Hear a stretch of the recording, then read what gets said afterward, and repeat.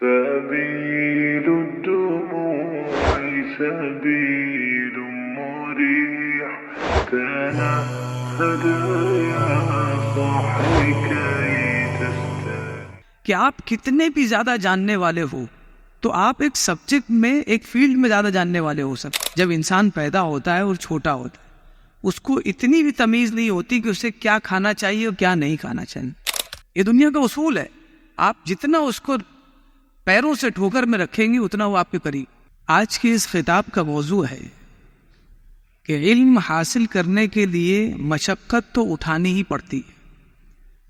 علم دین ہو یا علم دنیا ہو، دونوں نالج حاصل کرنے کے لیے انسان کو مشقت سے گزرنا ہی پڑتا ہے، تکلیفوں کا سامنا کرنا ہی پڑتا ہے، تب جا کر وہ علم حاصل کرتا ہے. پیش لفظ میں کچھ اس طرح سے میں سمجھاؤں آپ کو کہ کسی اور کے لیے علم آسان ہو سکتا ہے لیکن انسان کے لیے علم حاصل کرنا سب سے مشقت کا سبب ہے. بغیر مشقت کے گزرے انسان یہ بھی نہیں پتہ لگا سکتا کہ اسے کیا کھانا چاہیے، اس کی صحت کے لیے کیا اچھا ہے.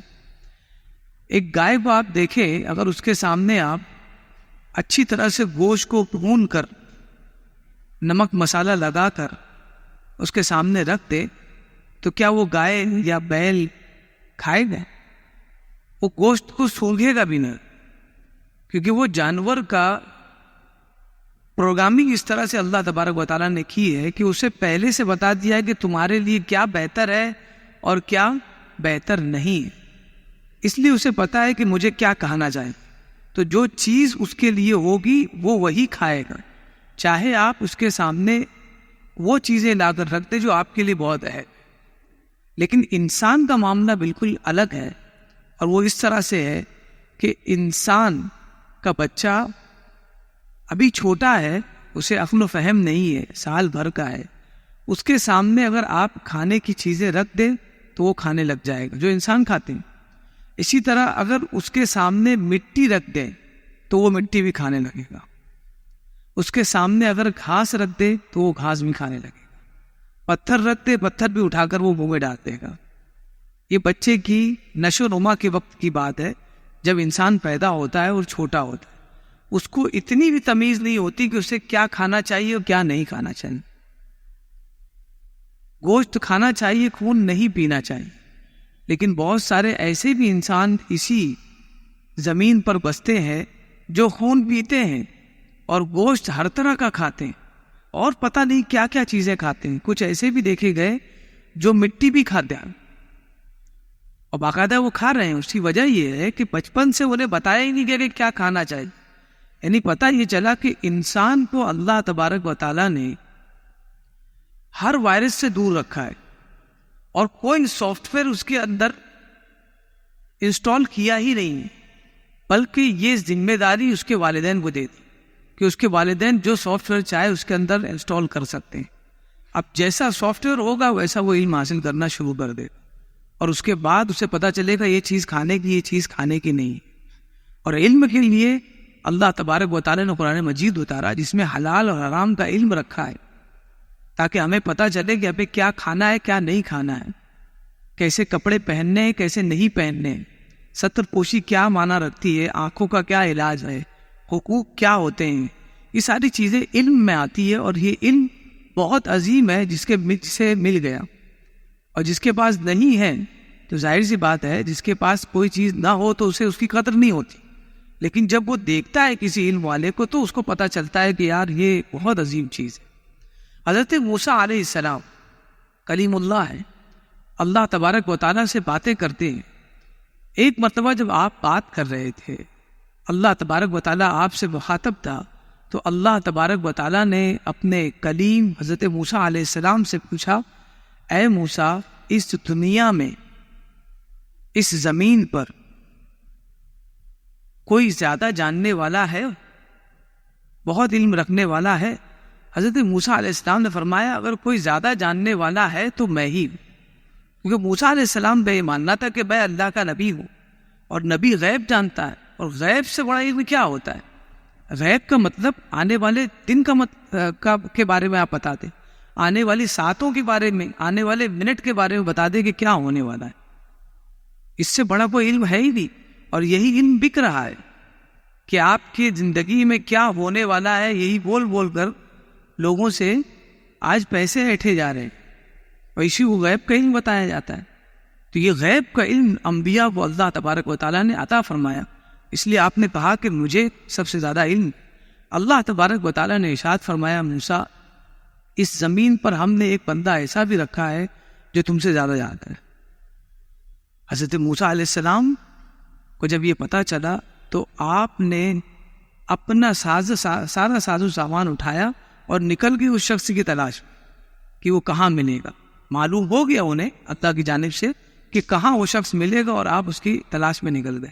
اس سے یہ درس ملتا ہے کہ آپ کتنے بھی زیادہ جاننے والے ہو تو آپ ایک سبجیکٹ میں، ایک فیلڈ میں زیادہ جاننے والے ہو سکتے ہیں، لیکن دوسرے کی اہانت نہ کرے، اس لیے کہ ہو سکتا ہے کہ دوسرا اپنی فیلڈ میں ماہر ہو. کوئی اپنے سبجیکٹ میں ماہر ہے. کوئی انجینئر یہ نہ سوچے کہ میں تو بہت بڑا انجینئر ہوں، ڈاکٹر کیا چیز ہوتی ہے.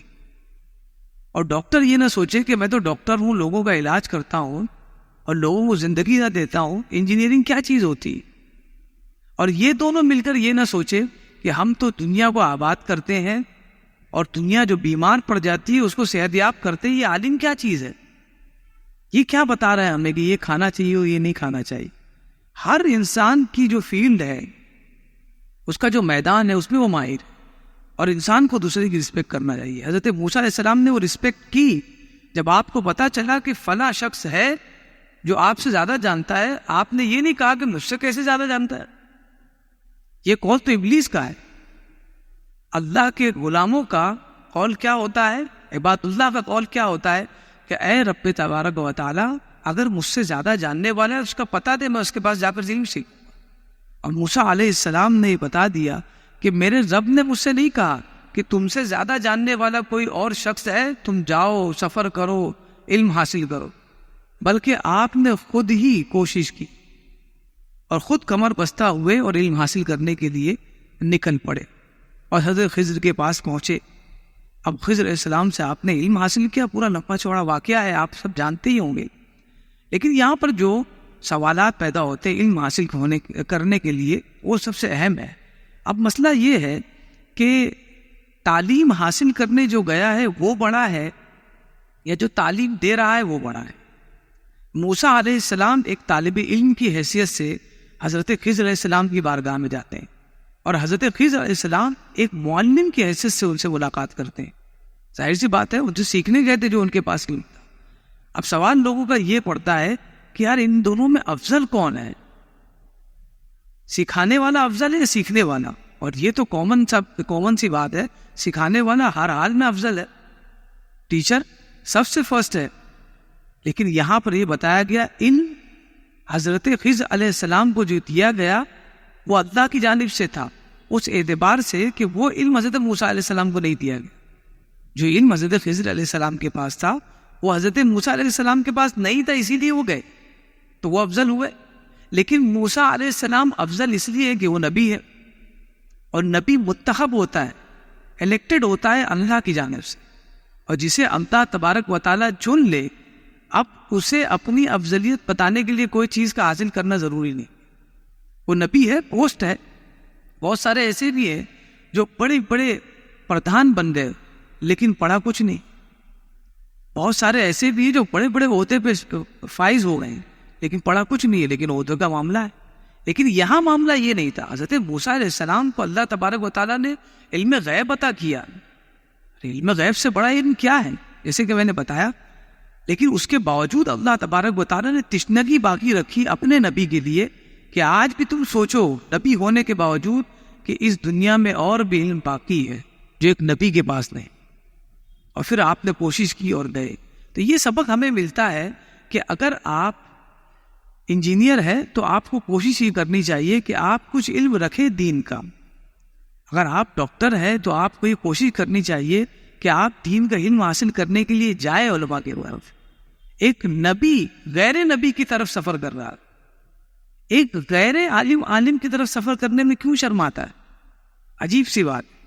ایک نبی، میں نے بتا دیا ان کا مرتبے میں کوئی بھی کمی نہیں ہے، وہ افضل ہی ہے حضرت خضر علیہ السلام سے، اس کے باوجود وہ نکل گئے۔ یہ پتہ چلتا ہے بڑے لوگوں کی پہچان، عظیم لوگوں کی پہچان یہ ہوتی ہے جو علم سیکھنے کے لیے لوگ سفر کرتے ہیں۔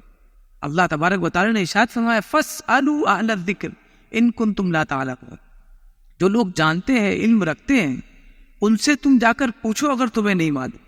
یہ بہت بڑی چابی ہے علم کی۔ سوال، کوشچن اگر کسی بچے کے اندر آ جاتا ہے تو سمجھ دی کہ وہ جینیس ہے، کیونکہ علم حاصل کرنے کے لیے سب سے بڑی چیز یہ ہے کہ بندہ سوال کر سکتا ہو۔ سوال کب کرے گا؟ جب وہ معاملے کو سمجھے گا۔ جب سمجھے گا ہی تو معاملے کو کیسے وہ آگے بڑھائے گا، کیسے سوال کرے گا؟ پہلے معاملے کو سمجھنا ضروری ہے، تبھی وہ سوال کرے گا۔ ہمارے گھروں میں چھوٹے بچے ہوتے ہیں، بعض اوقات جب وہ اسکولوں میں جاتے ہیں، نئی زندگی ہے اور نئی نئی دنیا وہ دیکھ رہے ہیں، تو ان کے ذہنوں میں سوالات آتے ہیں کہ ابا ایسا کیوں ہے، ایسا کیوں نہیں ہے۔ تو ان سوالات کے جوابات میں ہمیں پیچھے نہیں ہٹنا چاہیے یا چڑچڑے پن کا اظہار نہیں کرنا چاہیے، بلکہ جوابات دینے چاہیے، کیونکہ یہی ہے علم کا راستہ۔ اگر آپ نے اسے ابھی چپ کرا دیے زندگی بھر خاموش رہے، اور اگر آپ نے ابھی اس کا جواب دیا تو آپ بھی علم والے ہو جاؤ گے، وہ بھی علم والا۔ اس کی وجہ یہ ہے کہ بعض اوقات والدین دو وجہ سے اپنے بچوں کو چپ کرا دیتے ہیں۔ پہلی وجہ تو یہ ہوتی ہے کہ ان کے پاس وقت ہی نہیں ہوتا یا اس میں انٹرسٹڈ ہی نہیں ہوتے۔ دوسری بات یہ ہوتی ہے کہ انہیں اس کا علم نہیں ہوتا اور یہ سوچتے ہیں کہ بچہ باپ بننے کی کوشش کر رہا ہے، اب یہ مجھ سے پوچھے گا اور میں بتاؤں، اور مجھے پتا نہیں ہے، اور اگر میں نے نہیں بتایا تو میں باپ کیسا؟ آپ باپ رہیں گے، آپ والد ہی رہیں گے، آپ کا ہاتھ اور آپ ہمیشہ اوپر ہی رہیں گے، آپ نیچے نہیں ہوں گے۔ لیکن بات جب علم کی آ رہی ہے تو آپ اپنے بچے کے لیے سفر کریے، آپ اپنے بچوں کے لیے کم سے کم لائبریری کا سفر کریے، آپ اپنے بچوں کے لیے علماء کے پاس جائیے، آپ اپنے بچوں کی نالج بڑھانے کے لیے انجینئرز کے پاس جائیے، جس طرح جاتے ہیں بڑی بڑی، میں نے دیکھا ٹیوشنز کے لیے لوگ اپنے بچوں کو لے کر جاتے ہیں ساتھ میں، گھر کا کام چھوڑ کر، اور ٹیوشن میں بٹھا کر بیٹھے رہتے ہیں کہ جب ختم ہوگا تب لے کر آئیں گے۔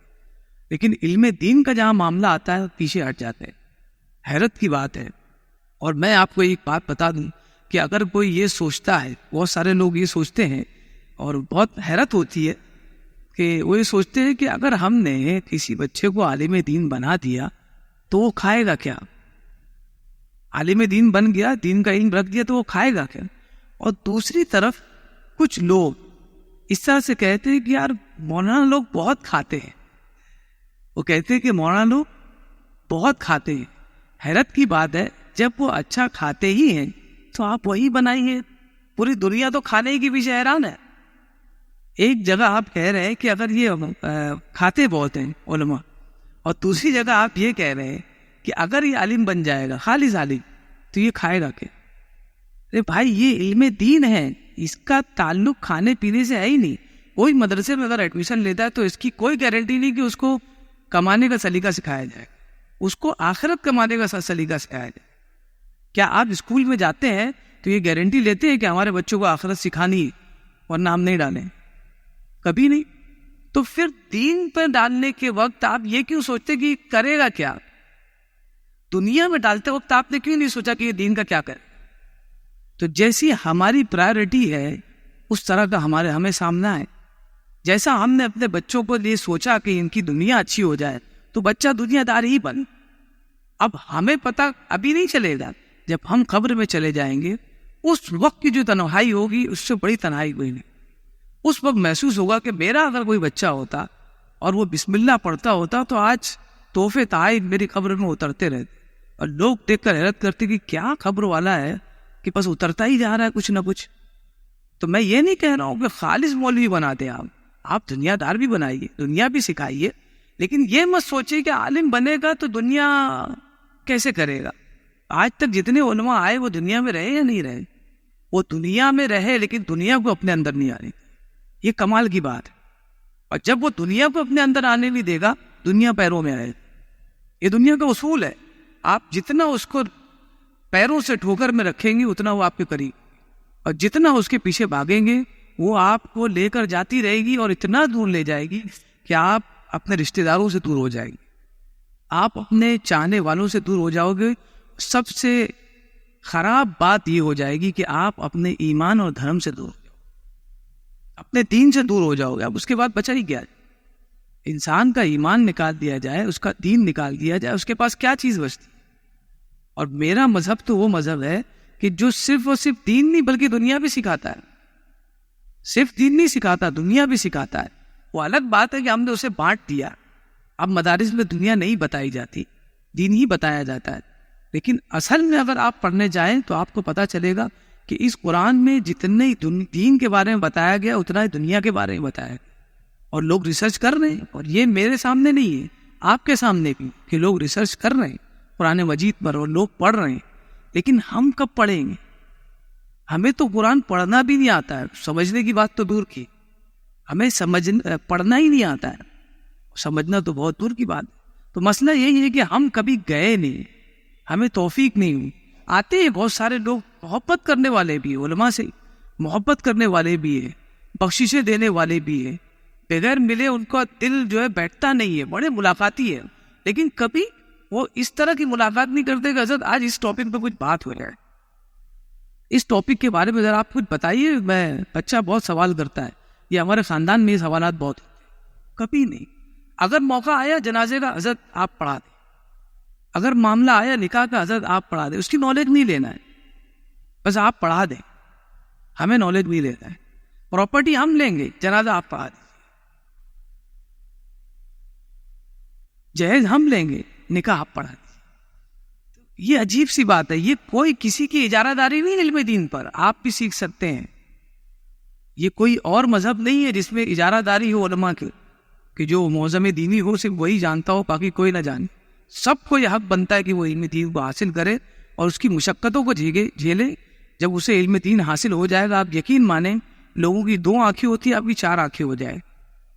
کوئی آپ کو چھو نہیں سکتا ہے، کوئی آپ کو گرا نہیں سکتا. اس قدر مضبوطی آپ اپنے اندر محسوس کریں گے. اور یہ مضبوطی نہیں ہوتی تو موسیٰ علیہ السلام نبی ہونے کے باوجود اور علم حاصل کرنے کے لیے نہیں جاتے. ان کو پتا تھا کہ جو علم ہے اتنا مضبوط ہے، اب سوچو اور علم لے لوں گا تو کتنا عظیم ہوگا. تو وہ علم لدنی تھا. اور ہمیں جو حاصل کرنا ہے وہ علم کسبی ہے، جو ہم محنت سے حاصل کریں گے.